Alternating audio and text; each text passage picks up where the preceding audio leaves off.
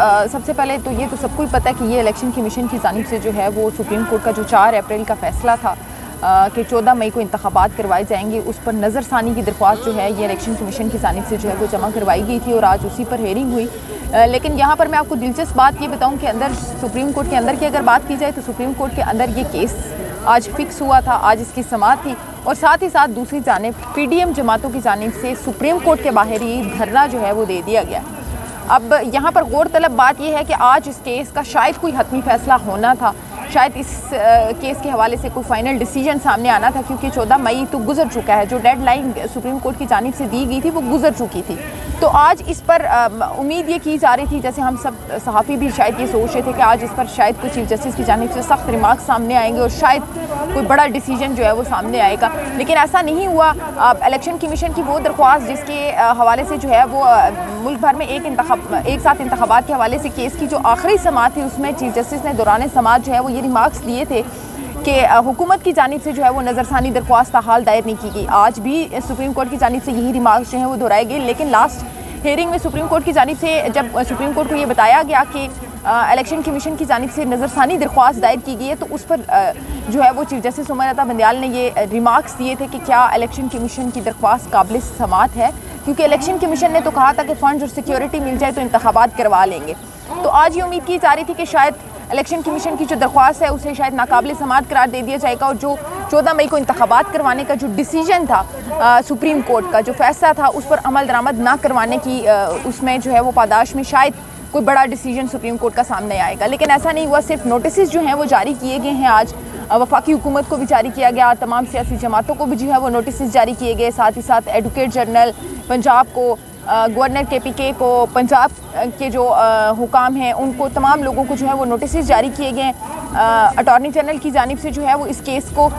सोमवार वाले दिन फिक्स करने की इस्तदा की गई, जिसे चीफ जस्टिस की जानिब से जिस इस्तदा को मुस्तरद करते हुए ये समाअत अगले मंगल तक जो है वो अब मुलतवी कर दी गई है। देखिए, मुज़ाकरात के हवाले से सुप्रीम कोर्ट बारहा पहले भी ये तजवीज़ जो है वो पॉलिटिकल पार्टीज़ को देती रही है अपने केसेस के दौरान और रिमार्क्स के दौरान, लेकिन जब मुल्क भर में एक साथ इंतखाबात के हवाले से रिटन फैसला जब जारी किया गया तो उसमें सुप्रीम कोर्ट ने ये वाज़िया तौर पर लिखा था कि हम ना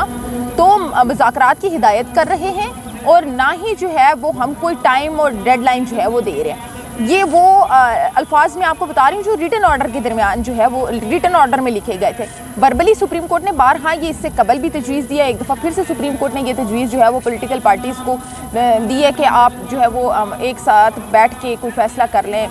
असल में आप सूरत हाल आप देखें, एक तरफ पाकिस्तान तहरीक इंसाफ जो है वो उनकी जानिब से प्रोटेस्ट मुख्तलिफ जगहों पर किए जाते हैं, इमरान खान साहब के जो कारकुनान हैं वो सड़कों पर है। दूसरी जानिब अब मज़े की बात ये है कि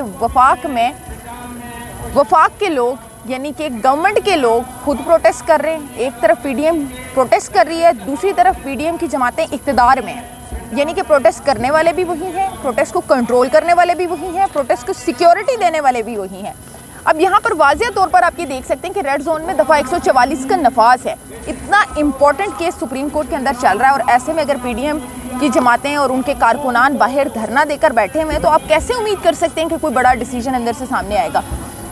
फुली जो है वो मेरे मुताबिक अगर जो मेरी नाकस अकल में जो बात आती है वो यही है कि सुप्रीम कोर्ट को प्रेशराइज जो है वो करने की कोशिश की जा रही है इस धरने के ज़रिए। आज फैसला हो लेने देते, आज के केस का फैसला आ जाता, आज के केस की हेयरिंग हो जाती तो PDM ये अपना धरना आगे भी कर सकती थी, कुछ दिन बाद भी किया जा सकता था। अंदर सुप्रीम कोर्ट में ये केस चल रहा है और बाहर इस तरह के एहतजाज और प्रोटेस्ट हो रहे हैं तो यकीनी तौर पर सुप्रीम कोर्ट पर भी प्रेशर है। लेकिन अब देखना ये है कि अब मंगल को जब समाअत होगी तो इस केस में मज़ीद क्या कुछ सामने आएगा। दूसरी जानिब ये भी देखना पड़ेगा कि अब क्या PDM की जो जमातें बाहर एहतजाज करके धरना देकर बैठी हुई हैं ये अगले मंगल तक बैठेंगी या इसका कोई हल निकलेगा। यहाँ सबसे इम्पॉर्टेंट बात यह है कि दफ़ा 144 का नफाज है, साथ ही साथ आर्टिकल 245 लगा के फ़ौज को रेड जोन में तैनात किया गया है। किसी भी गैर मुतल्लका शख्स को रेड जोन में दाखिले की इजाज़त नहीं है, लेकिन ऐसे में खुद PDM की जमातें और उनके कारकुनान जो हैं वो यहाँ पर धरना देकर बैठे हैं। सवालिया निशान तो बनते हैं यकीनी तौर पर कि जब पाकिस्तान तहरीक इंसाफ के कारकुनान आम रोड पर एहतजाज नहीं कर सकते तो PDM के कारकुनान रेड जोन में दाखिल होकर सुप्रीम कोर्ट और पार्लियामेंट के बाहर एहतजाज कैसे कर रहे हैं, इन्हें क्यों नहीं रोका गया, आज सेरीना के रास्ते क्यों खोले गए। आज मैरियट का रास्ता क्यों खोला गया, ये भी एक बहुत बड़ा सवाल है ना। मैरियट और सेरीना आपको पता है कि काफ़ी दिनों से जो है वो बंद रखा गया है और अमूमी तौर पर जब प्रोटेस्ट होता है या एहतजाज होता है तो ये रास्ते बंद कर दिए जाते हैं। स्पेशली अगर हम मैरियट की बात करें तो मैरियट का रास्ता पिछले तकरीबन 2 हफ्तों से बंद है। जब पाकिस्तान तहरीक इंसाफ की वजह से जो है वो उनके कारकुनान की वजह से सूरत हाल कशीदा हुई थी तो वो रास्ता बंद था, लेकिन गुज़िश्ता रात वो रास्ता खोल दिया गया। सवाल तो बहुत उठते हैं कि आखिर इस एहतजाज को रोकने वाले कौन है, जो ये दावा कर रहे हैं कि हम रेड जोन की सिक्योरिटी को जो है वो मजबूत करने की कोशिश कर रहे हैं, सख्त इंतजाम कर रहे हैं, सुप्रीम कोर्ट को सिक्योरिटी दे रहे हैं, वही प्रोटेस्ट कर रहे हैं। तो फिर पाकिस्तान तहरीक इंसाफ के कारकुनान प्रोटेस्ट क्यों नहीं कर सकते? फिर पाकिस्तान तहरीक इंसाफ के कारकुनान जब प्रोटेस्ट करते हैं तो उनकी गिरफ्तारियाँ क्यों की जाती हैं? तो यकीनी तौर पर मेरे ख्याल से गवर्नमेंट को ये प्रोटेस्ट करने से पहले सोचना चाहिए था और साथ में ये भी सोचना चाहिए था कि क्या इम्पैक्ट जाएगा जब सुप्रीम कोर्ट के अंदर इतना इंपॉर्टेंट केस इलेक्शन के हवाले से फिक्स है समात के लिए, और ऐसे में पाकिस्तान PDM की जो जमातें हैं उनके कारकुनान बाहर धरना देकर बैठे हुए हैं, तो उस आप सुप्रीम कोर्ट को प्रेशराइज करने की कोशिश कर रहे हैं। तो अब देखते हैं अगली गवर्नमेंट की क्या स्ट्रेटेजी होगी और मंगल वाले दिन जो हेयरिंग होगी उस पर सुप्रीम कोर्ट क्या फैसला देगी। देखिए, दोनों तरफ से इदारों को प्रेशराइज करने की कोशिश कर रही है, चाहे वो पाकिस्तान तहरीक इंसाफ हो, चाहे PDM की जमातें हो, चाहे पाकिस्तान मुस्लिम लीग नून हो, चाहे पीपल्स पार्टी हो, किसी भी पॉलिटिकल पार्टी को किसी भी इदारे को प्रेशराइज करने की और इस तरह की लैंग्वेज इस्तेमाल करने की, जैसे बिलखुसूस पाकिस्तान तहरीक इंसाफ आर्मी के लिए इस्तेमाल करती है, ये लैंग्वेज इस्तेमाल करने की मेरा नहीं ख्याल की इजाज़त होनी चाहिए। और बहैसियत सहाफ़ी मैं तो ये समझती हूँ कि हमें इखलाक के दायरे में रहकर तमाम तर जो सिचुएशन है उसको हैंडल करना चाहिए। पॉलिटिकल लीडर्स जो होते हैं वो आपके लीडर्स हैं, आप नुमाइंदगी कर रहे हैं लोगों की। अगर आप इदारों के खिलाफ इस तरह की हर्जा सराई पर उतर आएंगे तो यकीनी तौर पर आम आवाम में इंतशार तो फैलेगा। तो मेरे ख्याल से इनको थोड़ा सोच समझ कर चलना चाहिए। आप अदलिया के खिलाफ भी खड़े हैं, एक जमात अदलिया के खिलाफ खड़ी है, एक आर्मी के खिलाफ खड़ी है, तो आप मुल्क को किस तरफ लेकर जा रहे हैं, किस अनारकी की तरफ आप मुल्क को लेकर जा रहे हैं? अगर खुदा ना ख्वास्ता यहाँ पर पाकिस्तान तहरीक इंसाफ के कारकुनान भी आकर रेड जोन में दाखिल हो जाते हैं और एक तरफ PDM के कारकुनान है, एक तरफ PTI के कारकुनान है, एक तरफ अदलिया है, एक तरफ फौज है, तो मुल्क किस तरफ जाएगा और क्या सूरत हाल होगी वो आप इमेजिन कर सकते हैं।